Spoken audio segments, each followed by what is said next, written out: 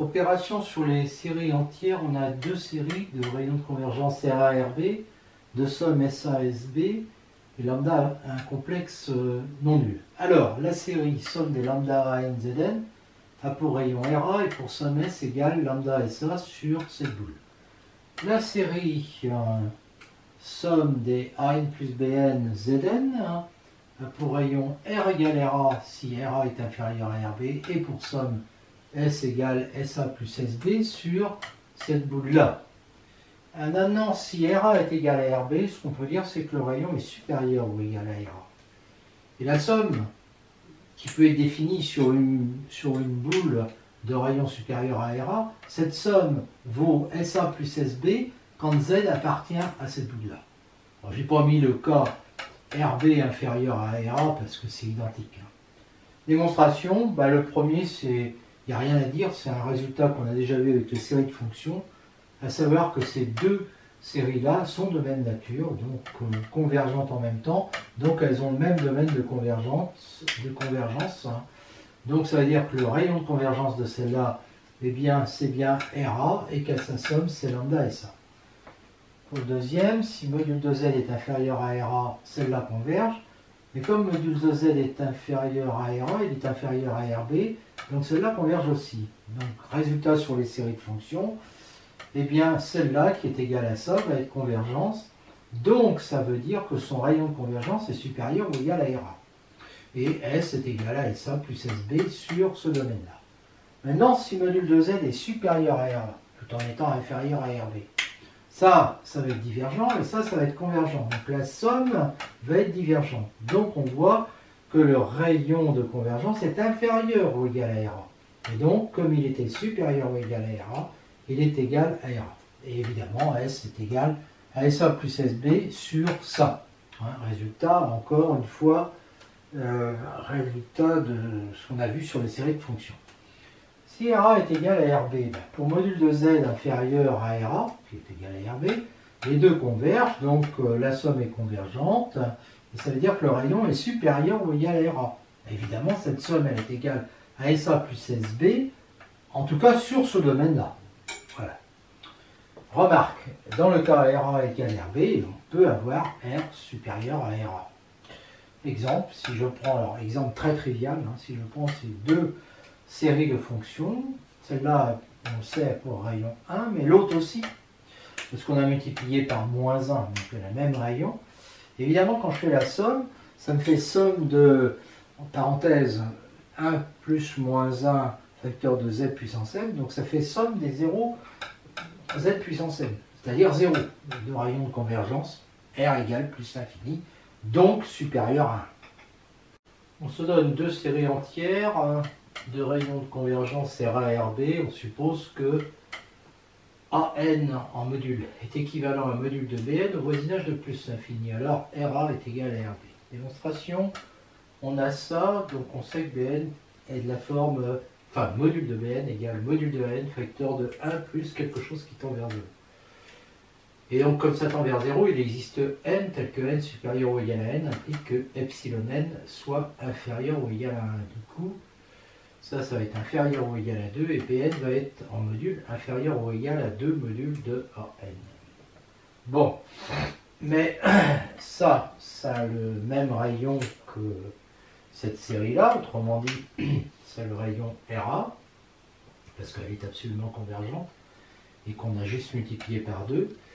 Et Bn est inférieur ou égal à 2 modules de AN, pour n supérieur ou égal à n. Donc on sait que RB, à ce moment-là, on l'a démontré, est supérieur ou égal à RA. De même, comme Bn est équivalent, c'est symétrique, à Bn, module de Bn est équivalent à module de n, RA est aussi inférieur ou égal à RB, donc RA égale RB.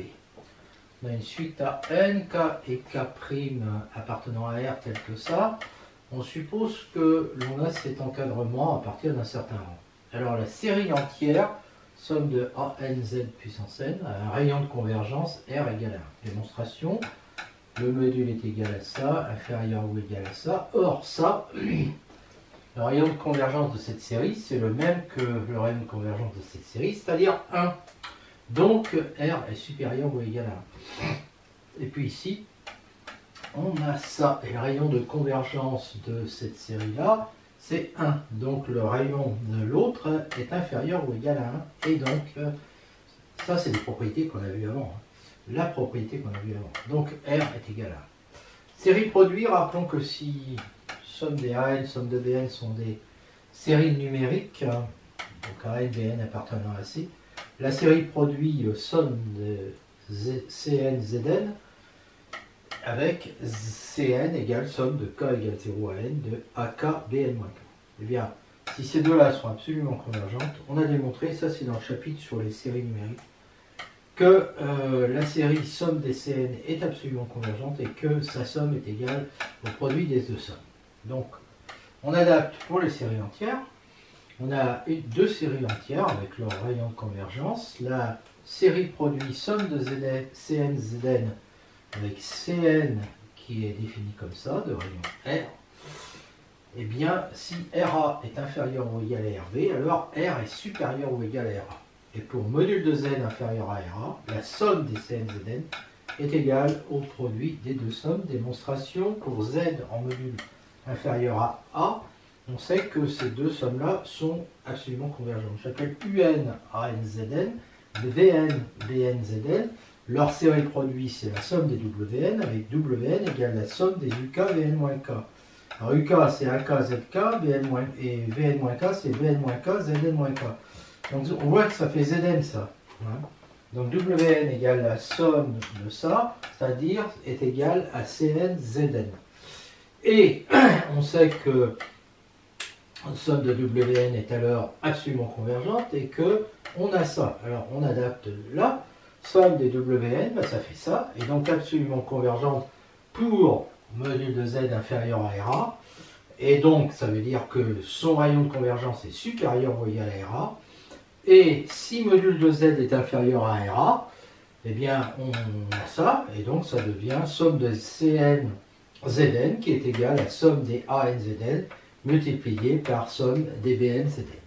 Remarque, on se donne deux suites de complexes et on forme le terme général de la série produit, donc la formule qu'on connaît. Si les trois séries, somme des AN, somme de BN, somme des CN sont convergentes, donc celle-là, on la suppose convergente aussi. Alors, on a ça. Démonstration, somme des AN convergente.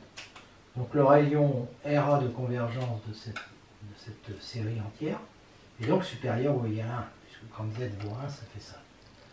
De même, RB est supérieur ou égal à 1, RC aussi. Soit R le plus petit des trois. Il est donc supérieur ou égal à 1. Premier cas, il est supérieur à 1. Alors RA supérieur à 1, RB aussi. Donc si module de Z est égal à 1, module de Z est inférieur à RA, donc ça converge absolument. Et donc ça converge. Donc ça, c'est absolument convergent. Et de même, ça aussi. Donc le produit des deux est absolument convergent et on a ça. Deuxième cas, R est égal à 1. Alors, on applique le théorème d'Abel en prenant Z0 égale 1, donc module de Z0 égale R. On sait qu'alors ça, c'est uniformément convergent sur le rayon de convergence. Ici, Z0, c'est 1, donc ça fait ça. Alors ça veut dire que le Z est un X appartenant à R qui varie entre 0 et 1. La somme des AN est égale à la limite de ça quand X tend vers 1, en restant sur le rayon de convergence. D'accord? Voilà. Et de même, la limite de ça quand X tend vers 1 en restant sur le rayon de convergence est égale à ça. Et idem pour C. Et si X appartient à 0,1 ouvert, alors valeur absolue de X est inférieure à 1. Donc valeur absolue de X est inférieure à RA, donc ça c'est absolument convergent. De même, ça c'est absolument convergent. Donc la série produit est absolument convergente pour ça. Et on a ça pour X appartenant à 0,1. D'accord? Il faut bien comprendre qu'on a cette égalité pour X appartenant à 0,1. Alors maintenant, puisque la limite de ça, c'est ça quand X tend vers 1, la limite de ça c'est ça et que la limite de ça c'est ça, eh bien on en déduit donc que somme de Cn égale somme des An multiplié par somme des Bn, d'où le résultat. Voilà.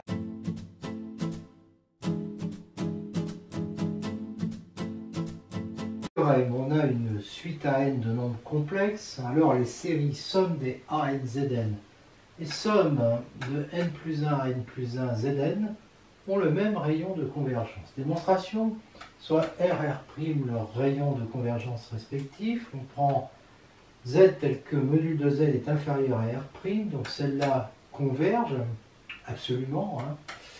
Et en faisant un petit changement, on obtient, donc en remplaçant n par n-1, que celle-là converge aussi. Et ensuite, on multiplie par z et on obtient que celle-là converge. Pour n supérieur ou égal à 1, il est clair qu'on a cette inégalité. Donc, comme celle-là est convergente, l'autre va être convergente. Donc, pour module de z inférieur à R', on obtient que celle-là converge, donc son rayon est supérieur ou égal à R'. Bon, petit 2, un peu plus embêtant. Module de z inférieur à R, soit petit r appartenant à R, tel que l'on est ça. On peut prendre par exemple module de z plus R sur 2. R est inférieur à R, donc ça c'est convergent. Et donc, ça c'est borné. Et donc, il existe n tel que ça, quel que soit n. N supérieur ou égal à 1, je peux dire que ça, c'est égal à ça, hein, c'est évident. Et ça, je peux l'écrire comme ça, parce que R est différent de 0.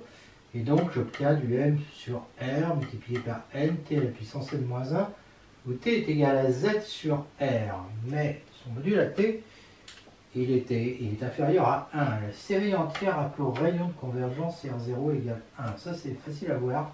Il suffit de faire d'Alembert. n plus 1 sur un égale n plus 1 sur n qui tend vers 1. Donc, le rayon est égal à 1. Donc, quand j'ai ça, ça converge.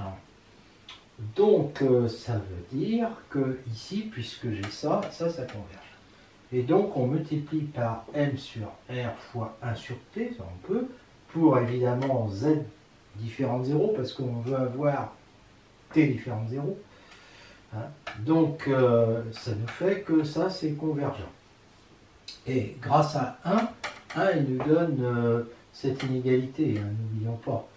J'en déduis que cette série-là est convergente. C'est-à-dire cette série-là est convergente pour z différent de 0, et module de z inférieur à 1. Mais elle converge évidemment en 0 aussi.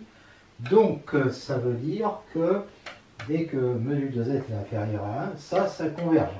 Et donc, l'autre, en démarrant à 0, et je fais le petit changement à n et n plus 1, ça converge aussi. D'accord? Et donc, ça veut dire, cette fois-ci, que R' est supérieur ou égal à R, puisque quand j'ai ça, celle-là converge. Et celle-là, son rayon, c'est R'. Donc, R' est supérieur ou égal à R, comme R était supérieur ou égal à R', eh bien R est égal à R'. Conséquence, les séries somme des ANZN, somme des N à NZN, et plus généralement somme de N puissance P à NZN, pour P appartenant à N, ont toutes le même rayon de convergence. Démonstration, eh bien ça et ça a le même rayon de convergence. Donc si je multiplie par N, Z, celle-là aura le même rayon de convergence, celle-là c'est ça. Je fais un petit changement sur les n en remplaçant n par n-1 et j'obtiens que celle-là aussi a le même rayon de convergence. Et après, je fais une récurrence sur P, le résultat est vrai pour P égale 0, P égale 1. Supposons le vrai à l'ordre P, donc ça nous donne ça. Et là, je multiplie, d'après ce que j'ai vu avant, j'ai le droit de multiplier par n et j'obtiens le même rayon de convergence. Mais quand je multiplie par n, ça fait ça. Donc la propriété est vraie à l'ordre n plus 1. Elle est donc héréditaire. Et donc j'applique le théorème de récurrence pour en déduire qu'elle est vraie quel que soit P appartenant à n. Théorème de dérivation, soit une série entière, somme des ANZN, de rayon de convergence R positif, de somme S sur la boule ouverte, et AN étant des nombres complexes. On sait que cette série a le même rayon de convergence grand R. De plus, on va démontrer que S est dérivable et que sa dérivée est donnée par cette série-là. En particulier, la fonction qui, à la variable réelle appartenant à -R ouvert associe la série est dérivable et sa dérivée est égale à ça. Démonstration, on prend Z0 appartenant à la boule ouverte de centre 0 et de rayon R, donc ça. Et on sait qu'il existe R entre les deux, il suffit de prendre la moyenne des deux. Et on prend Z différent de Z0, tel que le module de Z est inférieur ou égal à R. Et on écrit S de Z moins S de Z0 qui est égal à ça, donc à ça. Et le premier terme se supprime, donc ça fait ça. Et là, on peut factoriser par Z moins Z0 avec UN de Z qui est égal à ça. Pour le voir, il suffit de faire Z moins Z0 fois ça, de simplifier, on trouve ça. Module de UN de Z est donc inférieur ou égal à module de AN multiplié par la somme des modules. Alors là, il y a N termes et chacun a un module inférieur ou égal à R à la puissance N-1 parce que le module de Z0 est inférieur à R et que module de Z est inférieur ou égal à R.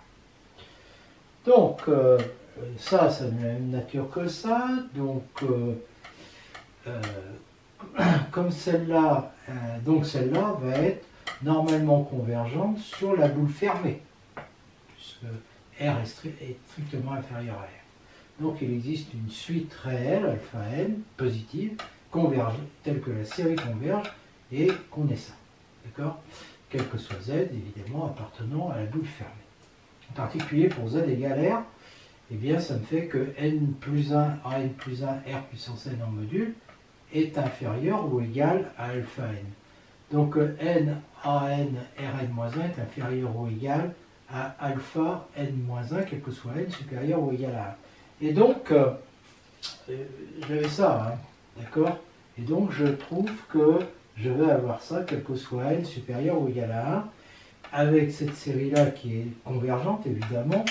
Donc là, j'en déduis que cette série-là est normalement convergente sur la boule 0R, la boule fermée.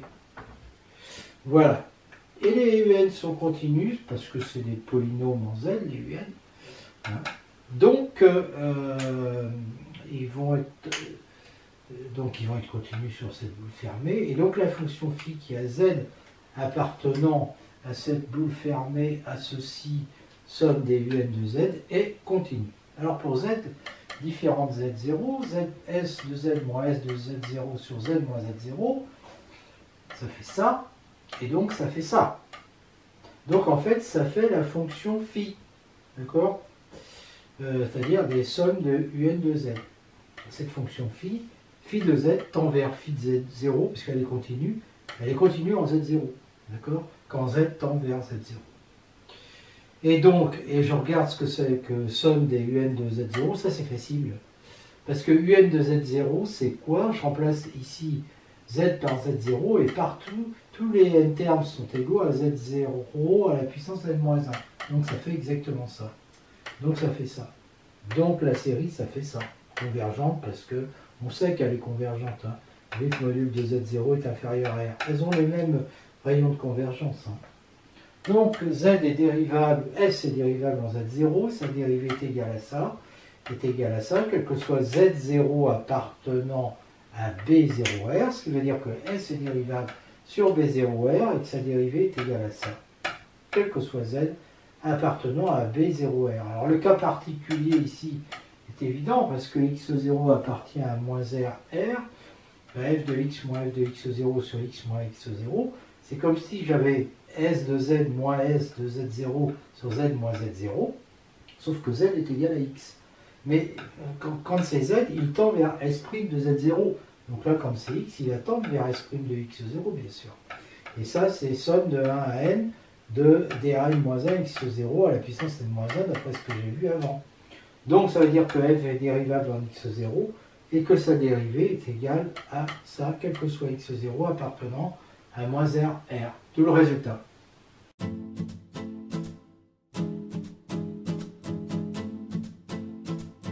On vient vient de voir qu'on peut dériver terme à terme une série entière à l'intérieur du disque ouvert de convergence et que le résultat c'est la dérivée de la somme. Soit maintenant on fait le contraire, soit une série entière, donc toujours pareil, coefficient dans C, R positif, et on considère la série obtenue par intégration terme à terme. D'accord? Donc c'est cette série-là qui peut s'écrire comme ça. Cette série-là, elle est dérivable et sa dérivée est égale à celle-là. D'accord? Et celle-là, son rayon est R, donc l'autre aussi. D'accord? Elles ont le même rayon de convergence R. Et sur la boule de centre 0 et de rayon R, la dérivée de celle-là est égale à celle-là. C'est ce qu'on a vu précédemment. Soit une série entière de rayons de convergence R positif de somme S. Alors S est de classe C infini. Et pour tout P appartenant à N, eh bien, on a deux choses. On a cette série-là qui a pour rayon de convergence R. La dérivée Pm de S est égale à ça, d'accord, quel que soit Z appartenant à B0. Voilà. Et comme c'est continu, ça j'ai démontré, c'était C infini avant, c'est pas la peine de lire. Pardon. Démonstration. On fait une récurrence sur P. Pour P égale 0, somme des AN ZN est continue sur B0R et 1 est vérifié. Et comme c'est une série entière, en plus, elle est continue. F est donc de classe C0. P égale 1. S est dérivable. On sait que ça a pour rayon convergence R, que la dérivée est égale à ça, quel que soit Z appartenant à B0R. Et donc, elle vérifie bien cette condition-là, condition de prendre P est égal à 1. Et en plus, c'est une série entière, donc elle aussi, elle est continue. Donc, on a une fonction de classe C1 sur B0R. Suppose le résultat vrai à l'ordre P. Donc, on a ça de rayon R, la dérivée Pm de Z qui est égale à ça. C'est une série entière, elle est continue. Hein. Bon, ben, cette série-là, avec sa somme F de Z, de rayon R est dérivable sur B0R. Sa dérivée, la série dérivée, c'est celle-là, obtenue en dérivant, tout simplement. Et donc, elle peut s'écrire comme ça. Et on sait qu'elle a le même rayon R donc, que la précédente, c'est-à-dire que celle-là. Donc, elle a le rayon R. D'accord? Et on sait que f' de Z va être égal à ça. Donc, on vient juste de dériver F. D'accord? Quel que soit Z appartenant à B0R, et en plus on voit qu'elle est continue, c'est une série entière, elle est continue sur B0R. Mais F, à la base, c'est la dérivée Pm de S. Donc S, puisqu'on n'a plus la dérivée et qu'on obtient un résultat continu, S va être de classe P plus 1. Cette série-là, on vient de le voir, a pour rayon R. Et puis la dérivée donc SP plus 1 de Z, qui est égale en fait à F' de Z, est égale à ça, quel que soit Z appartenant à B0R. Donc le résultat est vrai à l'ordre P plus 1, donc ça veut dire que la propriété est héréditaire, hein, et d'après le théorème de récurrence, c'est vrai quel que soit P appartenant à N. Donc quel que soit P appartenant à L, elle est de classe CP, donc elle est de classe C infini sur B0R, et bon, elle vérifie 1 à l'état de P.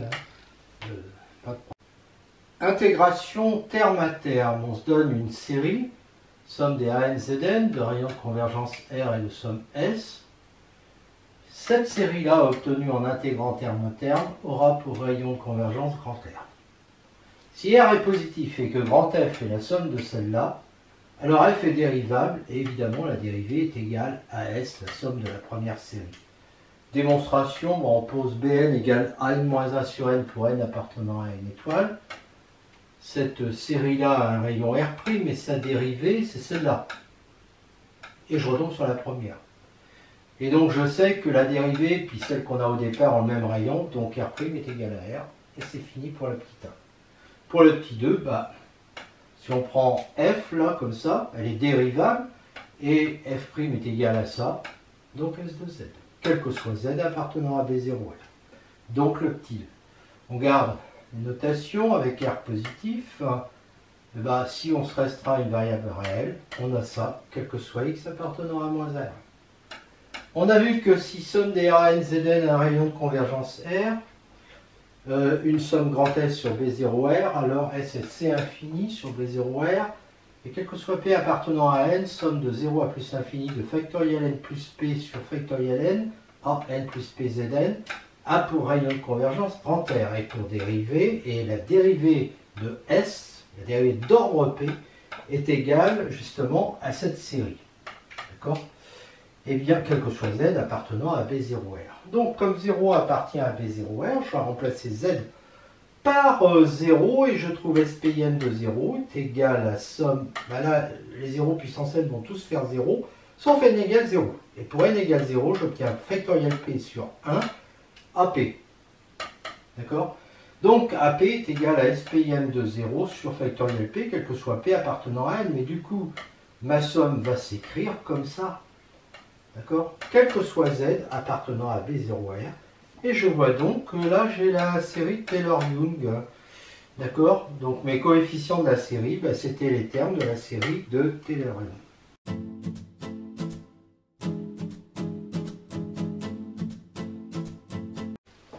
Fonction développable en série entière. On a une fonction f définie sur un ouvert U de C contenant 0. À valeur dans C, on dit qu'elle est développable en série entière en 0 s'il existe R positif tel que cette boule soit incluse dans U, ça c'est possible puisqu'on a un ouvert. Mais en plus, il faut qu'il y ait une suite à n de complexe convergent sur cette boule et de somme égale à f de z sur cette boule. Alors f évidemment c'est infini sur cette boule et an est égal à f énième de 0 sur factoriel n, quel que soit n appartenant à n. Donc la suite à n est unique, puisque les AN sont égaux à ça, et puis la série, c'est celle-là. Bon, bah ça s'appelle le développement de f en série entière, donc c'est la série de Taylor classique. Somme des AN Zn converge sur cette boule, donc le rayon de convergence de cette série est a priori supérieur ou égal à R. De plus, f de z est égal à la somme de 0 à n des fkm de 0 sur k factoriel, zk, plus quelque chose de négligeable devant z puissance n. Et on a juste ça à démontrer en fait. Donc c'est assez facile, hein. Tout le reste a été fait. Donc on prend ça, le reste est égal à ça, et je peux factoriser zp. Donc là, je vais obtenir, c'est déduit en fait de ça, par une division par zp, donc ça a le même rayon de convergence hein, que celle-là, donc son rayon c'est R, d'accord ? Je divise par zp, quand z évidemment est différent de 0. Alors, epsilon de z égale somme de p plus 1 à plus l'infini, c'est ça, epsilon de z, d'accord ? Et puis en 0, bah, je dis que ça fait 0, bon bah epsilon évidemment est continu parce que cette série entière est continue et limite d'epsilon z quand z tend vers 0 est égale à epsilon 0, c'est-à-dire à 0 parce qu'on commence avec un terme de degré 1 en z. Donc Rp de z est négligeable devant Zp puisque c'est Zp fois epsilon de z qui tend vers 0. Voilà, donc j'ai bien ça. Remarque, on verra, chapitre sur les fonctions holomorphes, on n'y est pas, que si f est dérivable sur l'ouvert U, alors elle est C infini sur U, et qu'il existe R positif tel que f est décomposable en série entière sur la boule de centre 0 R. Alors, développable en 0. Bon, ailleurs aussi d'ailleurs. Bon, mais ça, on démontrera que dans le chapitre sur les fonctions holomorphes. Alors maintenant, il y a des fonctions de U vers C.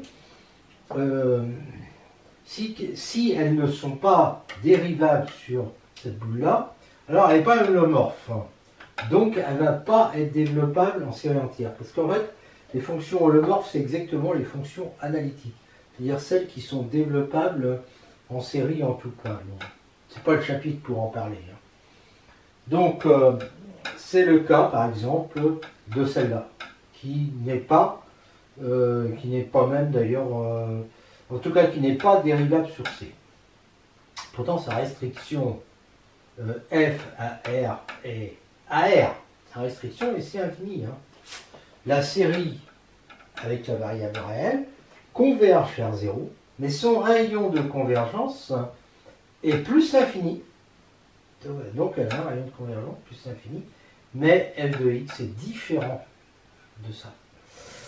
D'accord? Parce que là, tous les termes valent 0, et f de x n'est nul qu'en 0. Donc voilà. On va donc démontrer que cette fonction-là est de classe C infinie, que toutes ses dérivées d'ordre n, d'ordre quelconque, sont nulles en 0. Et donc la série de Taylor va être nulle. Et donc il n'existera pas de R positif tel que f de x soit égal à ça sur ça, parce que pour x différent de 0, f de x est différent de 0. F c'est infini sur R étoile, car composé de fonctions c'est infini. La limite de 1 sur x2 quand x tend vers 0 égale plus infini, donc la limite de f de x, c'est exponentielle à moins l'infini, ça fait 0, donc c'est égal à f de 0, et donc f est continue en 0, et donc continue sur R, et donc de classe C0. Elle est dérivable sur R étoile, sa dérivée est égale à ça, que je peux écrire 2t, alors je fais le changement t égale 1 sur x2, hein, donc x égale 1 sur racine de t, c'est-à-dire t à la puissance moins 1,5. Donc quand je le remplace ici, ça me fait 2t à la puissance 3,5 exponentielle moins t. Et comme t étant vers plus infini quand x tend vers 0, la limite de f' de x, ça tend vers 0, ça sera 0. Et comme on a ça, alors là pareil, avec le petit changement, ça nous fait ça. Et ça tend vers 0, et donc f est dérivable en 0, et f'0 est égal à 0. Et donc on voit que f' est continue en 0. Elle est continue en 0, comme elle était continue sur R étoile, elle est donc continue sur R, donc elle est bien de classe C1. On va supposer ça. Alors je l'appelle 1, c'est mal dit, mais enfin bon. F est de classe Cn pour n supérieur ou égal à 1, à 0 même d'ailleurs, on pouvait dire. Hop, à 0. Fn de 0 est égal à 0, Fn de x est toujours égal à ça. Pn est un polynôme. Alors dans le cas 0, le polynôme était égal à 1, et puis dans l'autre cas, il est égal à 2, hein, pour n égal à 1. Alors supposons qu'on ait ça, donc on va dériver pour avoir fn plus unième de x dans le cas où x est différent de 0. Je vous laisse vérifier les calculs. On obtient un polynôme sur x à la puissance 3, n plus 1, ce polynôme étant égal à ça. Alors à la limite du polynôme en 0, évidemment, c'est un nombre réel. Et puis ce qu'il y a à côté, c'est-à-dire ça, toujours le même changement. Et donc ça me fait t à la puissance 3,5 facteur de n plus 1 exponentielle moins t. Et comme t tend vers plus l'infini, ça tend vers 0. Et donc j'ai la limite de fn plus unième de x quand x tend vers 0 qui est égale à 0. Mais fn, alors la dérivée de fn en 0, j'étudie ça. Hein, donc ça peut s'écrire alors en valeur absolue, Pn, il fallait lui coller une valeur absolue, ce que j'ai pas fait. Sur ça, bon, la limite de Pn, c'est Pn de 0, hein, donc c'est pas ça qui intervient tellement dans la limite, parce qu'on va voir que ça tend vers 0, parce qu'exponentielle moins 1 sur x2 sur value de x à la puissance 3,5, 3n, ça fait ça, hein, c'est toujours le même changement. Hein. Donc ça tend vers 0. Et donc ça veut dire que fn plus unième de 0 est égal à 0, qui est égal à la limite de fn plus unième de x quand x tend vers 0. Et donc tout ça, ça veut dire que fn plus unième est continue sur R, donc de classe Cn plus 1. Donc en fait, cette condition que j'avais fixée au départ, eh bien, elle est vraie à l'ordre n plus 1, et donc héréditaire, et donc d'après le théorème de récurrence, toujours vrai. D'où on déduit que f est C infini sur R, que fn de 0 est toujours égal à 0, et que somme de fn de 0 sur factoriel n, x puissance n, c'est une somme de 0, donc ça fait 0. Hein, un rayon infini, quel que soit x appartenant à R. Mais en fait, pour x différent de 0, f de x est différent de 0, donc on n'aura pas ça. C'est-à-dire qu'il n'existera pas de R positif tel que f sera développable en série entière réelle sur B0R, parce qu'à ce moment-là, ça vaudrait 0 sur cette boule, alors que f de x, lui, il s'annule juste en 0, mais ailleurs, il ne serait pas nul.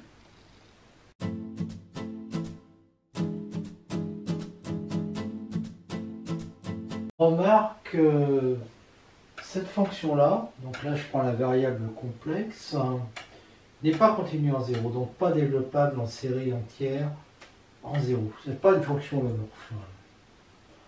Démonstration. Bon, il suffit de montrer que ça n'a pas de limite quand z tend vers 0. On prend une suite, celle-là. En module, c'est 1 sur n, elle tend vers 0 quand n tend vers plus infini. Mais si je prends z1 au carré, ça va nous faire exponentielle IPN sur n2. Et exponentielle IPN, ça fait moins 1 à la puissance n sur n2. Donc, ça implique que moins 1 sur Zn au carré va être égal à moins 1 puissance n, n2. Et donc ça fait moins n2 si n est pair et n2 si n est impair. Donc la limite de f de Zn va être, si n est pair, la limite de f de Zn, c'est-à-dire exponentielle de moins n2, ça va faire exponentielle en moins l'infini, ça fera 0. Mais si n est impair, ça fera plus infini, parce que c'est exponentielle de n2. Donc je vois que f de z n'a pas de limite quand z tend vers 0. Donc f n'est pas continu en 0. Théorème, on prend cette fonction-là, qui est c infini. On suppose qu'il y a une majoration des dérivés fnième, quel que soit x appartenant à moins r. Alors f est développable en série entière et f de x est égal donc à somme de 0 à plus infini de fnième de 0 sur factoriel n xn, quel que soit x appartenant à moins r. Le rayon de convergence, c'est petit r. On applique Taylor-Lagrange, et donc on a ça, Cn appartient est comme ça. Donc f n plus unième de Cn en module, enfin en valeur absolue inférieure ou égale à m, et donc quand j'envoie ça de l'autre côté, d'accord, et que je mets des valeurs absolues, ça va être inférieur ou égal à m r puissance n plus 1 sur factoriel n plus 1. Alors ça c'est une constante, puis ça c'est de la forme r puissance n sur n factoriel. On a déjà vu que ça tend vers 0. Alors rappel, on applique d'Alembert avec un égale r puissance n sur factoriel n, et on va trouver que c'est r sur, et là je me suis trompé, c'est r sur n plus 1. Ils attendent quand même vers 0. Et donc le rayon de convergence de cette série-là, c'est plus l'infini. Donc son terme général tend vers 0. Donc j'interprète ça et je dis quel que soit, puisque ça tend vers 0, là il n'y a pas d'x. Il existe n tel que n supérieur ou égal à n implique que ça est inférieur à epsilon. Et donc ça veut dire que cette série-là converge uniformément vers f de x sur moins r. Donc elle est développable, f est développable en série entière en 0. D'accord, en 0 sur moins r, d'où le résultat. Très important, soit f est une fonction définie sur cette boule, holomorphe, donc développable en série entière sur une boule, mais d'un rayon plus petit. Mais il se peut que la série soit pas facile à déterminer et que R aussi soit difficile à trouver. Supposons qu'on est dans le cas, soit dans le cas où la restriction à l'intervalle moins R soit développable en série entière. On a réussi par des moyens de l'analyse réelle à prouver, pas forcément en trouvant les coefficients, mais à prouver au moins qu'elle est développable sur cet intervalle-là. D'accord? Alors, eh bien on peut dire que la fonction z donne f de z est développable en série entière sur cet intervalle-là. Autrement dit qu'on peut prendre petit r égale grand R. Et évidemment, on va avoir ça sur cette boule. Autrement dit, la connaissance de la série réelle a permis celle de la série complexe. Démonstration, elle utilise des connaissances sur les fonctions holomorphes ou analytiques, c'est pareil. Cette série est convergente, donc le rayon de convergence R' de la série complexe est supérieur ou égal à valeur absolue de x, quel que soit x tel que valeur absolue de x est inférieure à R, donc R' est supérieur ou égal à R. Soit S, la somme sur ça, c'est une fonction holomorphe, et donc on va avoir ça, quel que soit k appartenant à n. Skm de 0 est donc toujours égal à fkm de 0, quel que soit k appartenant à n, et on sait que f et s sont holomorphes sur ça, qui est un ouvert convexe, donc connexe. Donc S est égal à F sur cet ouvert. Donc F est développable en série complexe sur B0R, et évidemment on va avoir ça. Par exemple, voir la leçon sur les fonctions hyperboliques, on montre que TH et tangente sont développables en série entière là-dessus, et comme ce sont des fonctions holomorphes là-dessus, on en déduit qu'elles sont développables en série entière là-dessus. Remarque, si f est une fonction définie sur un ouvert U de C à valeur dans C, de classe C infinie développable en série entière sur cette boule, donc on a ça. Si le rayon de convergence R' de cette série est supérieur à R, après tout, ça peut arriver, et si la boule de centre 0 et de rayon R' est inclus dans U, alors f est développable sur cette boule.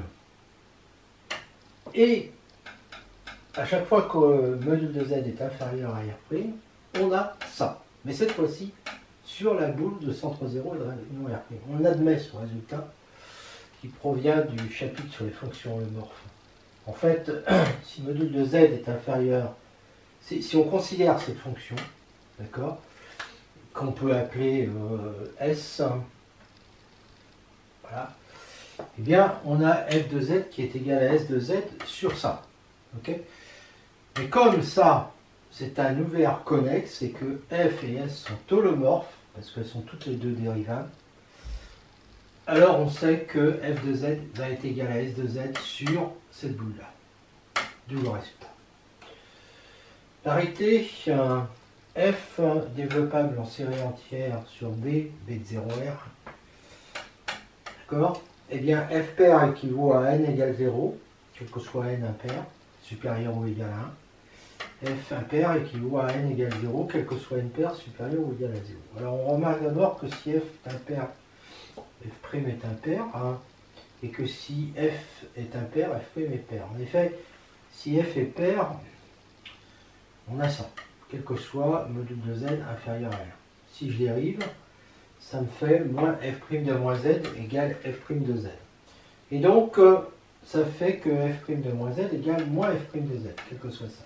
Donc f' est impair. Idem si f est impair. Si f est pair, f, la dérivée d'ordre de k est pair, et la dérivée d'ordre de k plus 1 est pair. Donc, par une récurrence évidente sur k, c'est évident pour k égale 0, parce que f est pair, et puis f' est impair. On suppose que c'est vrai à l'ordre k, et puis on remarque que f de k plus 2 égale f de k plus 1, prime, mais f de k plus 1 était impair, donc la prime va être paire, d'accord? Et maintenant je redérive un coup, ça veut dire que l'autre est impair. Donc c'est vrai à l'ordre k plus 1, donc par le théorème de donc c'est héréditaire, et donc par le théorème de récurrence, le résultat est toujours vrai. De même, f impair implique que f, la dérivée d'ordre de k est impair, et que la dérivée d'ordre de k plus 1 est paire, quel que soit k. Si f est pair, maintenant je démontre vraiment ça. Si f est pair, f de k plus 1 est impair, je vais avoir quoi? F de k plus 1 de moins x égale moins f de 2k plus 1 de x, quel que soit x appartenant à B0. En particulier, pour x égale 0, et je vais obtenir f de k plus 1 en 0 est égal à 0, donc à n égale 0 à chaque fois que n est impair. De même, si f est impair, j'obtiens a n égale 0, quel que soit n pair. Réciproquement, si an est égal à 0, quel que soit n impair, il ne reste plus que des termes pairs. Bon, si je prends la somme partielle, elle est paire. Donc, fp de moins z égale fp de z, quel que soit z tel que module de z est inférieur à r. Je passe à la limite de fp de moins z, de fp de z quand p tend vers plus l'infini, c'est f de z, et limite de c'est f de z, et donc la limite de fp de moins z, ça va être f de moins z, et la limite de fp de z, ça va être f de z. Et donc je vais obtenir que f de moins z égale f de z, quel que soit z tel que module de z est inférieur à r. Donc f est pair. Et puis de même, si an égale 0, quel que soit n pair, eh bien f sera impair.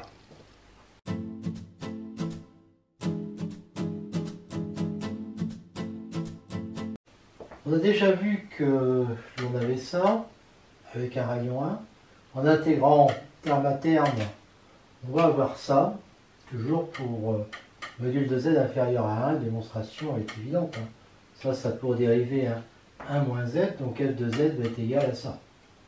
Et pour z égale 0, j'obtiens facilement k égale 0, donc ln de 1 moins z est égal à ça.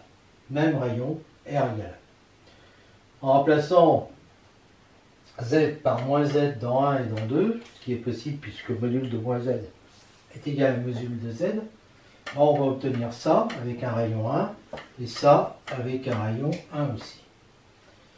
La série somme des zn sur n factoriel est convergente pour tous z appartenant à C, donc son rayon est plus l'infini. On a déjà vu ça, c'est une application directe de D'Alembert. N plus 1 sur n est égal à 1 sur n plus 1 qui tend vers 0. Donc le rayon est égal à plus l'infini. Sa somme, c'est exponentielle z, j'ai envie de dire. Par construction, c'est comme ça qu'on construit l'exponentielle. Je donnerai un autre point de vue après. Et du coup, c'est aussi comme ça qu'on construit cosinus z. D'accord? Voilà. Et on montre que cosinus z, alors cosinus z, j'en parlais, on construit comme ça en fait. Et puis le sinus z aussi. Alors on va montrer que c'est égal à ça série entière. Donc quel que soit z appartenant à C, rayon infini. Et là, pareil, quel que soit z appartenant à C. Donc j'ai ça, d'accord, et j'ai ça. Et puis j'ai ça, qui est donc égal à ça. Alors quand n est impair, eh bien les n font 0, parce que c'est comme ça. Pour n est impair, les deux sont opposés, c'est évident. Et quand n est pair, donc il vaut 2k, i au carré, ça fait moins 1. Moins 1 puissance n, plus moins 1 puissance n sur 2. Donc ça fait moins 1 puissance k, plus moins 1 puissance k sur 2, ça fait moins 1 puissance k. Donc le cosinus, il s'écrit comme ça, avec des AN qui valent 0 quand n est impair, et qui valent moins 1 puissance k quand n est pair, c'est-à-dire quand n est égal à 2k. Donc en fait, ça, on le note directement comme ça. On ne garde que les termes qui sont pairs dans la série. Et on a la même chose avec le sinus. Cette fois-ci, c'est quand n est pair que bn est égal à 0. Et quand n est impair égal à 2k plus 1, ben, je vous laisse vérifier, mais ça nous fait moins 1 puissance k multiplié par i, moins 1 puissance k multiplié par moins i, moins par moins n plus, ça fait 2 fois moins 1 puissance k i sur 2i, bah, ça fait donc moins 1 puissance k. Et donc cette série, sinus z, qui est une somme de 0 à plus l'infini des an zn, mais quand n est impair, les an valent 0, donc on conserve que les n qui sont pairs égaux à 2k plus 1, et bien ça nous donne bien le résultat. Méthode pour obtenir un développement en série entière. Donc si j'ai une fonction définie sur un intervalle comme ça de R, c'est infini, bah, soit je majeure toutes les dérivées d'ordre n quelconque, soit j'étudie le reste intégral. Bon, il y a bien d'autres méthodes, intégrer, dériver, d'ailleurs je vais le faire. Reprenons l'exponentielle qui est c infini, toutes ces dérivées sont égales à elles-mêmes, et je prends un R positif et je fixe ça. Donc forcément, je vais obtenir ça. Donc f est développable là-dessus, et puis j'obtiens ça, quel que soit x appartenant à ça. Mais comme R est positif, ça veut dire quel que soit x appartenant à R. Donc f est développable sur R, et puis comme fn de 0 est égal à 1, j'obtiens ça. Voilà. Alors ensuite, évidemment, ça donne l'idée de poser exponentielle z est égal à ça. F de t, alors cosinus maintenant, bon, on calcule les premières dérivées, puis avec une petite récurrence immédiate, on peut faire autrement d'ailleurs, on obtient facilement que quand n est impair, les dérivées sont nulles, quand n est pair, ça va dépendre, ça va dépendre un peu de la parité du n, quoi. Voilà. Donc on obtient,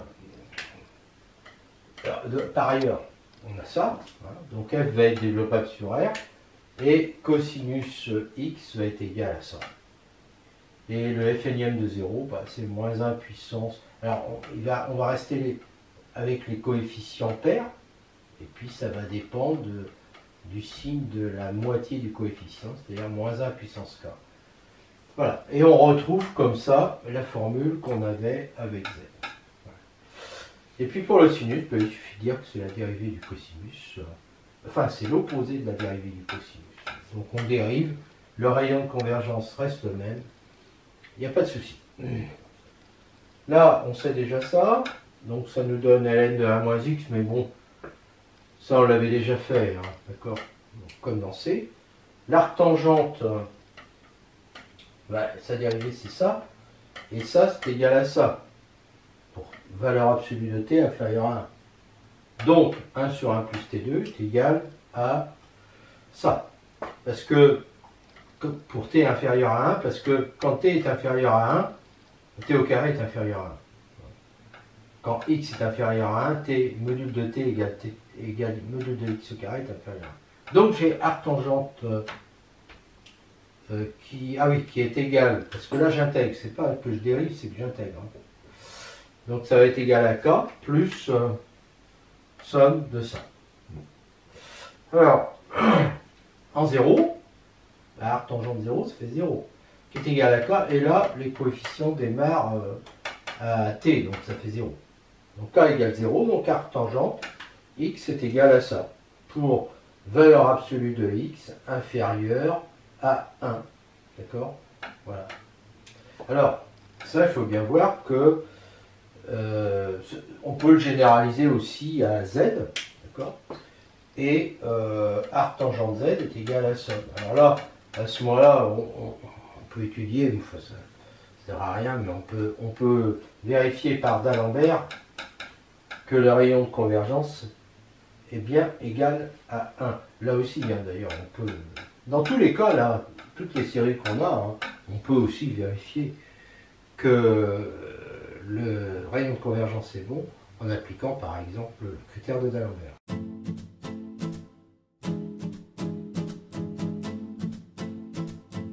Développement en série entière de 1 plus x à la puissance alpha, quand alpha est un réel qui n'est pas un antinaturel, on va démontrer ça pour valeur absolue de x inférieure à 1. X est une variable réelle. Hein.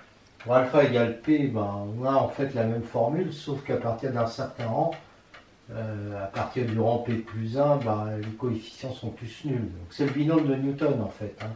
1 plus x à la puissance p égale ça, et ça fait ça. C'est bien la même formule, sauf qu'à partir du rang p plus 1, les coefficients sont nuls. Démonstration, on a cette fonction-là qui est C infini comme composé de ces deux fonctions-là. Par ailleurs, on sait que pour x positif, la dérivée, là, c'est ça. Et ce 1 sur x peut s'écrire exponentielle de moins ln de x. D'accord? Et donc, ça nous fait ça. Donc, ça. Donc, f' de x, quand je remplace x par 1 plus x, je vais trouver que c'est alpha. 1 plus x à la puissance alpha moins 1, et par une récurrence immédiate, f' de x est égal à ça.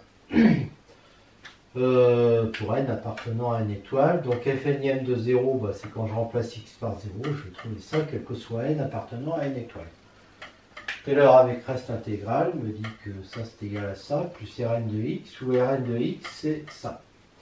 Rn de x va être égal à ça, donc, hein, parce que dans le fn plus unième, il faut bien comprendre que là, le n est changé à n plus 1, donc ça s'arrête à alpha moins n. 1 plus x, ça va faire alpha moins n moins 1, puis évidemment, il y a le x moins t à la puissance n. Donc avec les puissances n, j'arrive à faire ça, puis il me reste 1 plus t à la puissance alpha moins 1. Et on veut majorer ça pour montrer que Rn tend vers 0. Donc on étudie ces fonctions-là. Alors il y a deux cas, hein, soit x est positif, soit x est entre moins 1 et 0, mais la formule est la même, la dérivée est la même. Alors, le x plus 1, il va être positif, puisque x est supérieur à moins 1. Donc ça fait ça. Les fonctions sont décroissantes. En 0, ça vaut x. En x, ça vaut 0. En x, ça vaut 0. En 0, ça vaut x. Donc les deux montrent que valeur absolue de g de x est inférieure ou égale à valeur absolue de x. On pose lambda n est égal à ça. Donc le reste est égal à lambda n fois la valeur absolue de cette intégrale.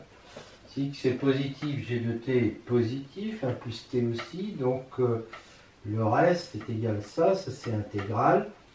Bon, bah, je majore hein, par l'intégrale des modules, enfin des valeurs absolues, mais ça c'est inférieur à x puissance n, il va rester la valeur absolue de 1 plus t à la puissance alpha moins 1 qui est égale à elle-même, 1 plus t à la puissance alpha moins 1.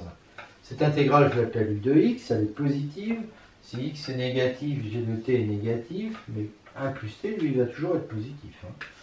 Donc la valeur absolue de Rn de x qui est égale à ça. Alors le somme de x à 0, cette fois-ci, ça fait somme de x à 0. Et comme g de t est négatif, non, c'est pas comme g de t est négatif. J'écris, pardon, la valeur absolue de Rn. Il faut que je reprenne ça où j'étais, c'est-à-dire ici. Donc la valeur absolue de Rn ici, dans ce cas-là, ça devient somme de x à 0 de moins g de t à la puissance n. Voilà, d'accord? De 1 plus t à la puissance alpha moins 1. Donc, ici, ça garde toujours un signe constant qui est en fait positif, parce que lui, il est négatif et lui, il est toujours positif. Donc, je veux dire que c'est inférieur ou égal à la somme des valeurs absolues. La valeur absolue de ce truc-là est inférieure ou égale à x à la puissance n. Il va rester somme de x à 0 de 1 plus t à la puissance alpha moins 1 dt. D'accord? Et ça, l'intégrale est encore positive, parce qu'il n'y a pas de problème. Donc en fait, dans les deux cas, j'ai valeur absolue de Rn de x qui est inférieure ou égale à lambda n, valeur absolue de x à la puissance n, multipliée par une fonction de x. Termine la démonstration, la valeur absolue de Rn de x est inférieure, on avait démontré ça, d'accord? Avec ça. Voilà. Pour x différent de 0, j'applique le théorème de D'Alembert, en fait, le critère de D'Alembert. Donc le module de un plus x sur n de x, il est égal à ça, équivalent à ça, parce que ça c'est équivalent à n, ça aussi. Et donc ça tend vers valeur absolue de x, quand n tend vers plus infini. Donc si valeur absolue de x est inférieure à 1, on peut affirmer que ça, c'est une série qui est absolument convergente, donc son terme général tend vers 0.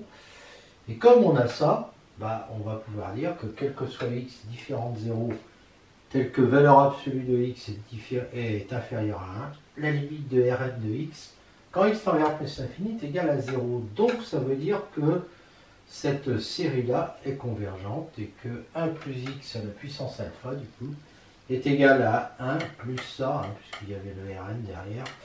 Voilà. Pour valeur absolue de x inférieure à 1 et x différent de 0. Mais c'est évident que ça reste vrai pour x égale 0. Donc c'est vrai, quel que soit x, tel que valeur absolue de x est inférieure à 1, d'où le résultat. Une petite conséquence, soit ln, la détermination principale continue du logarithme complexe, donc là il y a un chapitre là-dessus, sur les nombres complexes, défini sur cet ensemble-là. Il est évident que pour x appartenant à R plus étoile, x appartient à ça, et ln de x est égal à grand ln de x.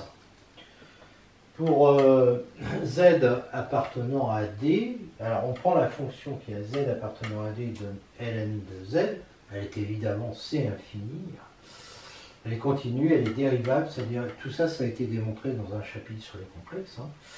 Et donc on peut définir 1 plus z à la puissance alpha égale exponentielle de alpha grand ln de 1 plus z, mais évidemment, il faut que 1 plus z appartienne à ça. Ce qui veut dire que z doit appartenir à c privé de moins l'infini moins 1. D'accord? Donc cette fonction va être c infini, par composition de fonctions qui sont toutes c infini. Et je vais la considérer pour alpha appartenant à r privé de n.